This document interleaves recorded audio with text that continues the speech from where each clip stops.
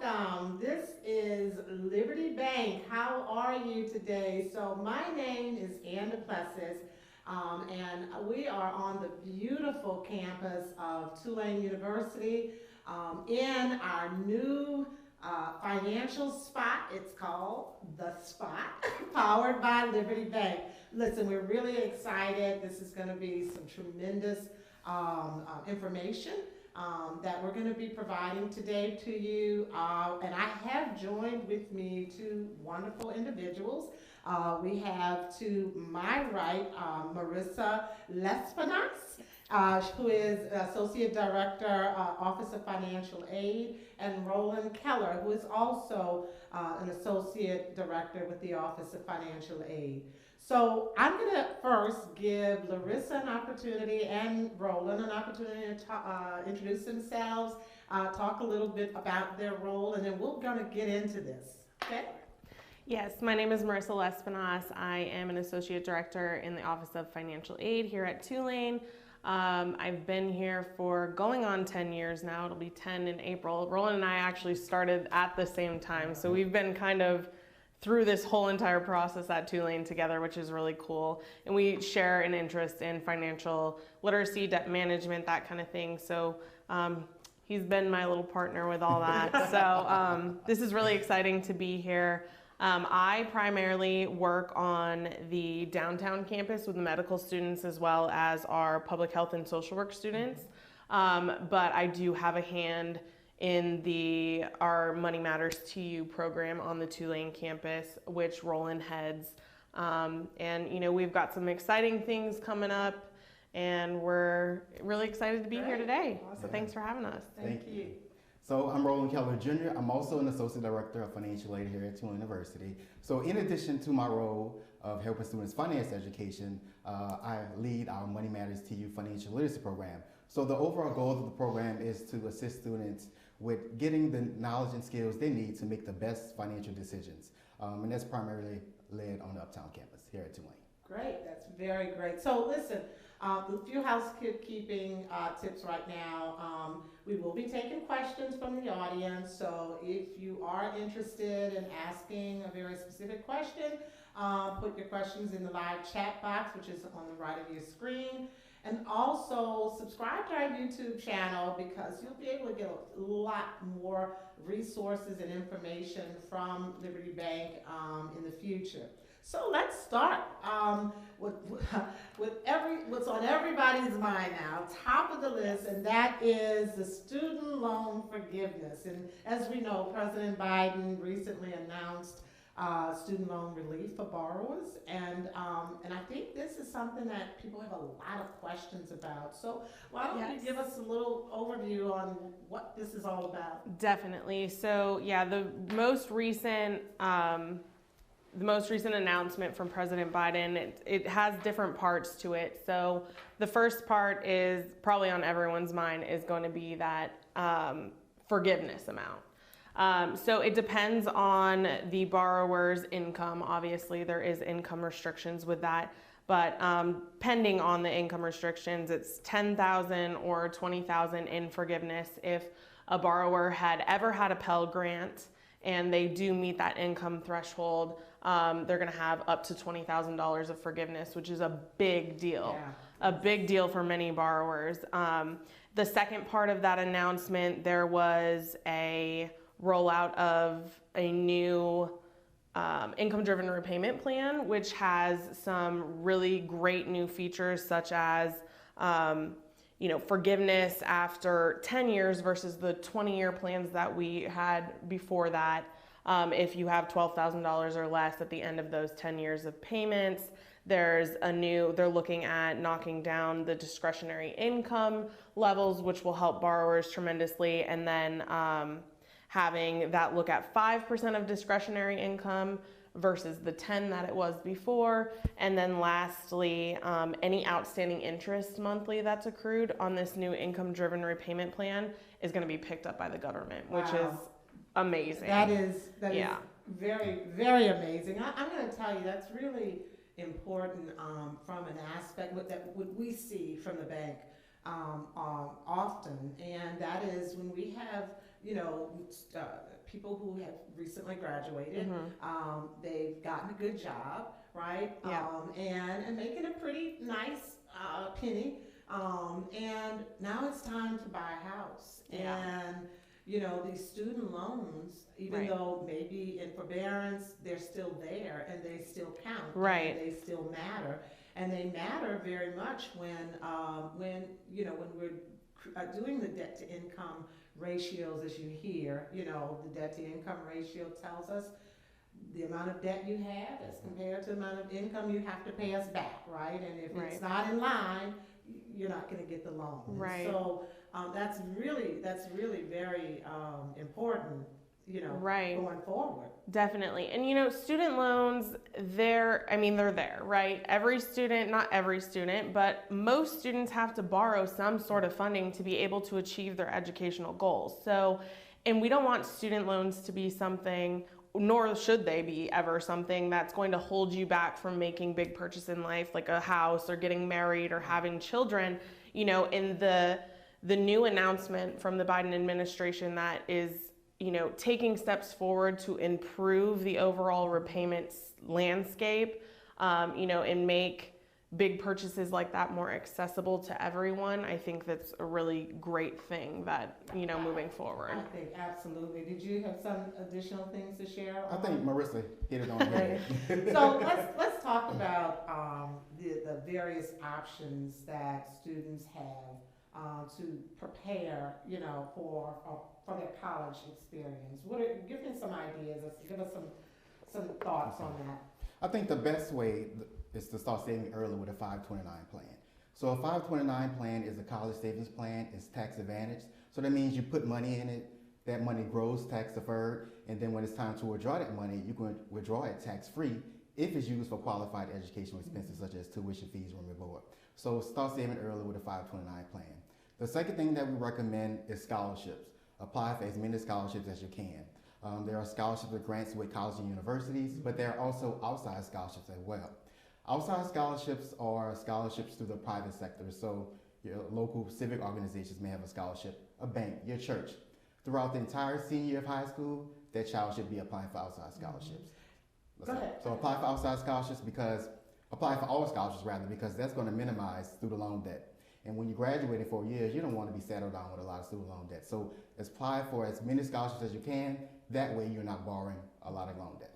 Let me ask you, with scholarships and oftentimes we have the question about if those scholarships are taxable events. Are most scholarships taxable, or is that something that they should consult their tax advisor to determine? Yeah. Consult your tax person. Yes, definitely. And the 529s, that even though they've been around a long time, and students are not going to know about 529, it's the parents that really need to understand how important that could be in helping them pay for college education, right? Can we talk a little bit more about how one would go about applying for 529? Sure. The state of Louisiana actually has a 529 plan. So it's state sponsored. It's called the Louisiana Start Savings Program. You just go to startsaving.la.gov. All you need to enroll in that savings plan is $10. That's all you need is $10. Wow. It is an investment engine, so that money grows tax deferred. And when the child goes to college, they can withdraw that money tax free. So tax deferred. Tax deferred. Which means that there are no taxes owed on the interest that is being accrued. So just, plain and simple, typically if you have a savings account or money market or investment accounts, in many cases, the interest that accrues every year, you get this little 1099 statement, and you're supposed to put that on your tax return. That's income. But with its 529, you don't have to put the interest earned on. And the beauty is, and I think this is mostly for our moms and dads out there who are going to be the ones, and some grandparents as well, to do 529s for their children. The biggest part is when you withdraw that money and along with the interest that you've earned, you don't have to pay taxes on No it. So taxes. that's very cool. That's really very cool. And I would like to add one good thing about the state-sponsored program, which is the Louisiana Start Savings Plan. The state will actually match 14% of the deposits that you make. Wow. Yeah. So Wow. Every deposit? 14% a year. Okay, So okay. let's say you put $1,000 in, the state will match that by 14%. That's awesome. So listen, we have a live question, and the question from the audience is, okay, I also got a call, but the question from the audience is, when should you start the 529? How old should your child be? In the womb. Yes. I mean, what are your thoughts Yeah, on I that? think like my godson, he was born in 2019. After he was born, I set up a 529 plan. So start in the womb. Yeah. Start as early as possible. I mean, think about it. For as little as $10, and $10, for the that's all you need. Louisiana plan, and every state has their own type Right. of college savings plan. The rules may be a little different for each, but every state does have a plan, and it's really easy to do. You don't have to go to a financial advisor. You just go online and apply and get the information. But we suggest as soon as possible, and and I would think there are also some automatic deductions. Like if you have, I remember when my kids were growing up, I used to put $25 a month aside to get a savings bond. Y'all remember savings bonds? Yeah. But for their education, their college education, just do an automatic $25 or $10 a month. It adds up. It adds up, especially if it's matched. Yeah. Right. 14%. And I love that you said automatic. So that's another thing. A lot of people are like, oh, I can't afford the $25, or I can't afford, to put this down every month. But if you have it automatically drafted, it's like out of sight, out of mind, and it really hurts a lot less Absolutely. than going to the bank, cashing your paycheck, and then taking that $25 and putting it elsewhere. You'll find that, you don't really even miss it because some of your employers also may have payroll deduction that will allow it to come out even before you see the payroll. So that's another pretty good option. I'm going to talk about work study because sometimes when you do come to college and you do have the scholarships and you have been able to get whatever loans, you still need a little bit something to be able to buy that hamburger, right? And so what about work study and how does that work? So students can definitely utilize federal work study funds to help pay for their education or to live off of. I've been at Tulane as long as Marissa has, and what I've found is that many of our students use their federal work study funds to live off. So as they work every 2 weeks, they get a paycheck, and they can use that paycheck to buy groceries. Yeah, it's like their own spending money, Right. and it's paid just like a paycheck would be.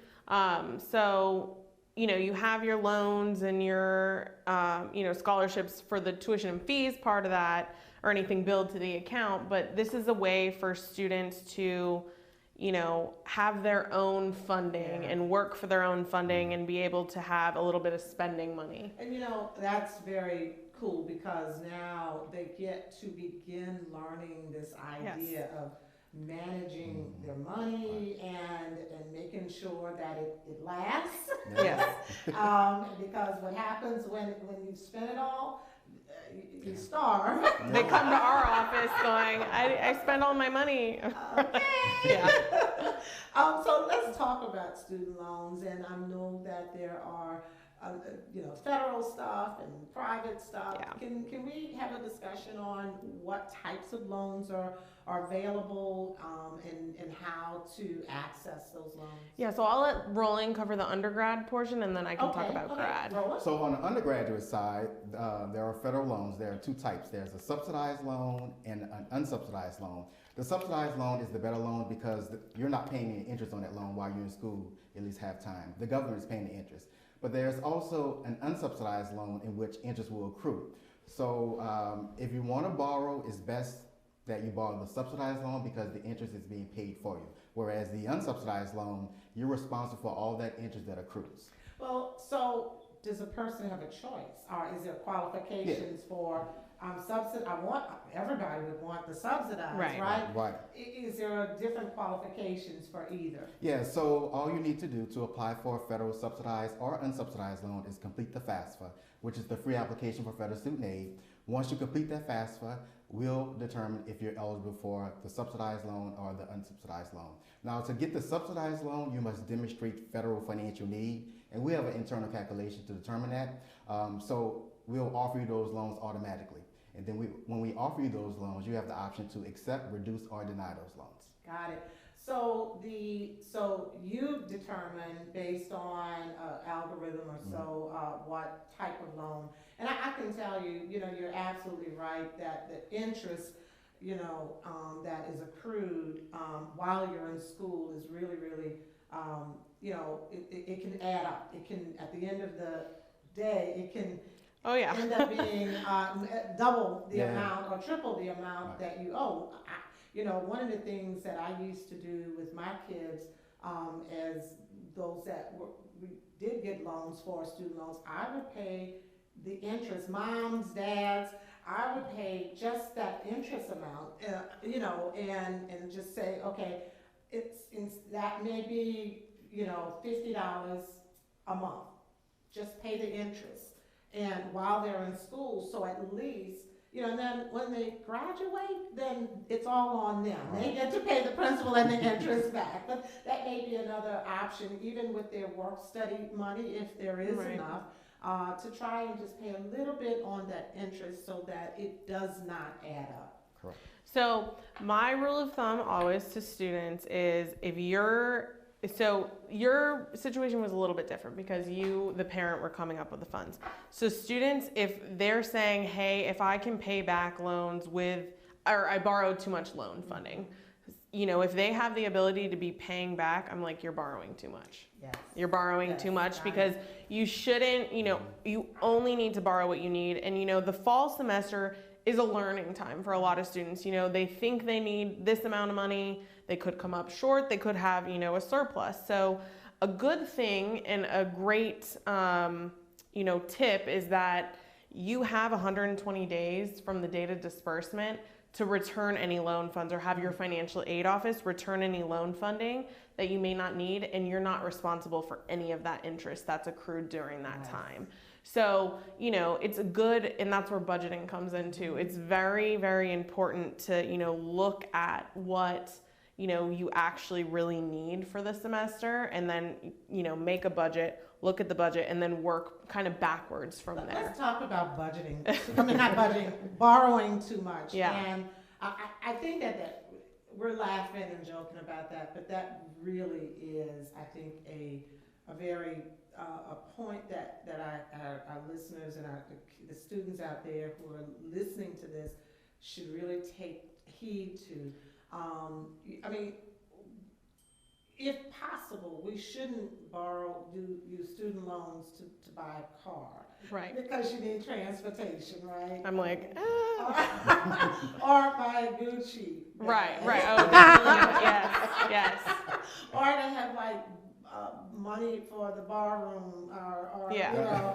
Yeah. I just it never ceases to amaze me how we don't understand that there are repercussions to the money. Well, I think it's so much that you're borrowing. The money is it's not given to you. You have to take steps to get that, but it's readily available to these borrowers and these students. So it's very easy for them to borrow it and then act like, oh, I have this lump sum money, and you don't think about, 10 years down the road when you're going to be sitting and repaying that. Yeah. So it's just, knowledge is power. It's really, grasping the fact that you are borrowing these funds. These are the terms of these loans, and this is where you're going to be at, and this is what repayment's going to look like. We're not going to know what repayment looks like 5 years from now, but we can have an idea and sit down and talk with students about, these are the repayment structures now.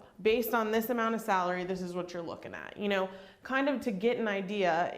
When I was in college, I had no clue. I was just borrowing the maximum because it was there. Right. If I could go back and I knew what I knew now, it would be a lot different. But, it's just, having the resources and having students use the resources of their financial aid office, the financial spot, it's utilize those resources because they're here for you. We're here to help, borrowers, parents, families get the children through college and do it so in a way that it's not, jeopardizing anyone and, the quality of life is not crippling and, student loans are there to help, not, be a huge burden. And we don't, although Biden did do the student loan forgiveness, we're not sure what's going to happen, right, in the future.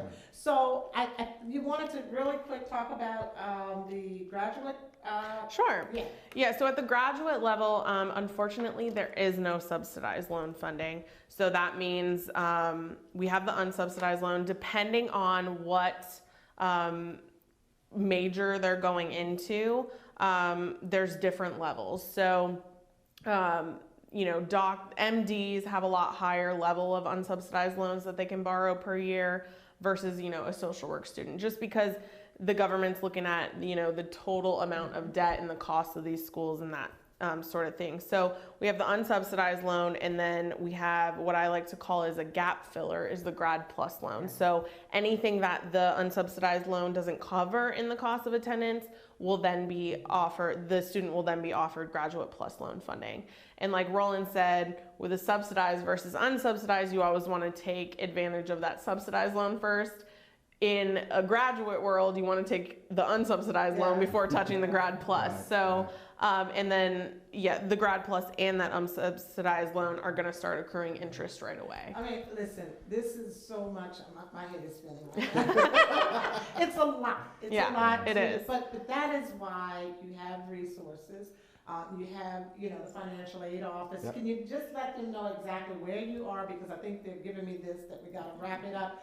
Where you are so that our students can come and talk to you. I'm sure they know where you are, but just tell them again. Yeah, so the Downtown Financial Aid Office, the HSC office, is going to be off of Canal Street in the Tidewater building on the 12th floor, and then we have... The Uptown office is located in Gibson Hall, Suite 130.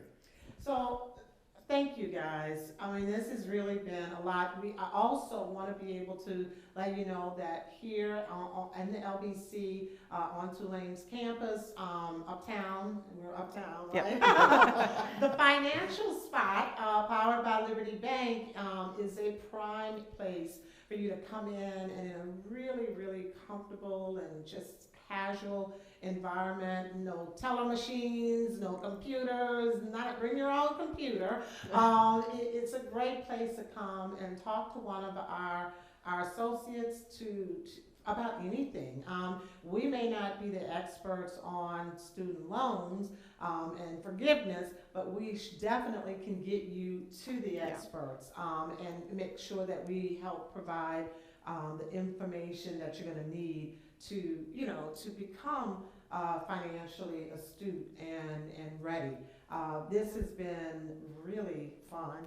I wish we had a little bit more time. I had so many more questions to ask, but we couldn't get to them. But I think we got the most important pieces out. Again, I'm Ann DePlessis, Liberty Bank. We're here on Tulane's beautiful campus, the financial spot powered by Liberty Bank. Thank you, and you guys have a great rest of your day.